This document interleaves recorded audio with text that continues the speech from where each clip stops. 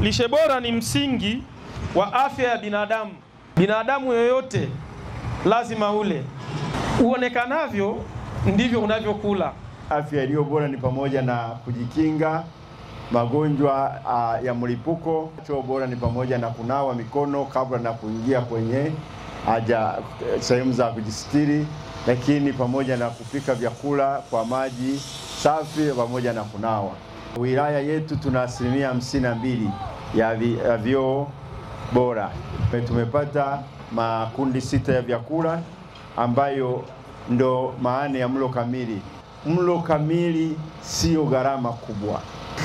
Lishe bora ni msingi wa afya ya binadamu, maendeleo ya jamii na uchumi na nchi kwa ujumla. Tathmini ya lishe katika halmashauri ya wilaya Monduli kwa mwaka 2024-2025 ilikuwa kama ifuatavyo. Jumla ya watoto ni 58,562 waliopimwa hali ya lishe. Watoto 52,943 sawa na asilimia 90.4 walikuwa na hali ya wastani ya lishe.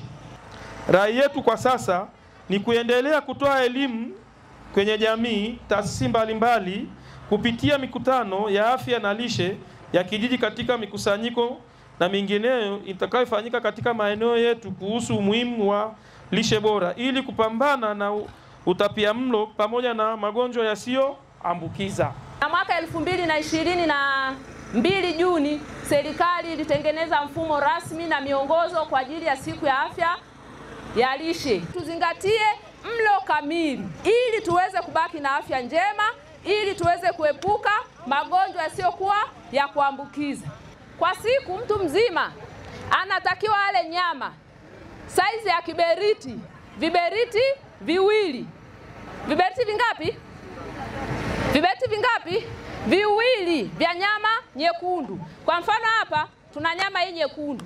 Maana yake unatakiwa ukate saizi ya viberiti viwili.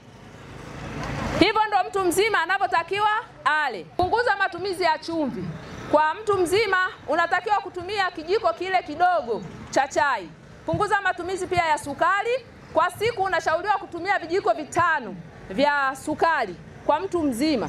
Mtoto anapozaliwa akiwa na uzito 2.5 kilogramu, hapo ndo tunasema huyu mtoto ana afya nzuri. Afya ya lishe yake wakati wa kuzaliwa ni nzuri.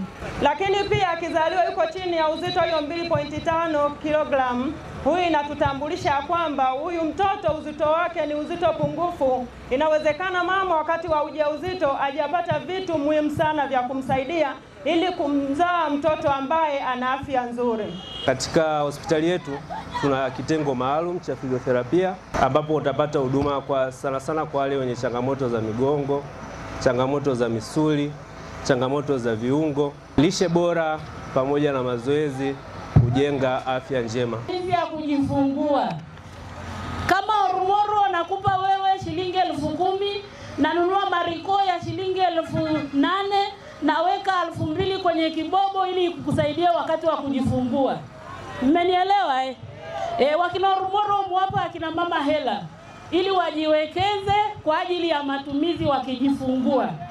Mama anatakiwa ale vizuri ili apate ujauzito. Ukishapata endwa unatakiwa ule vyakula vya kuongeza damu, unatakiwa ufike kliniki ukiwa na mwenzi wako au Ormoro, unatakiwa ukiona changamoto yoyote kama eti shida yoyote naenda hospitali, usiende kwenye duka la dawa. Haina sababu yoyote ya mtoto wa Kimasai kupata kwa shako, kwa sababu tunakuwa na zile lishe muhimu ya watoto, especially maziwa.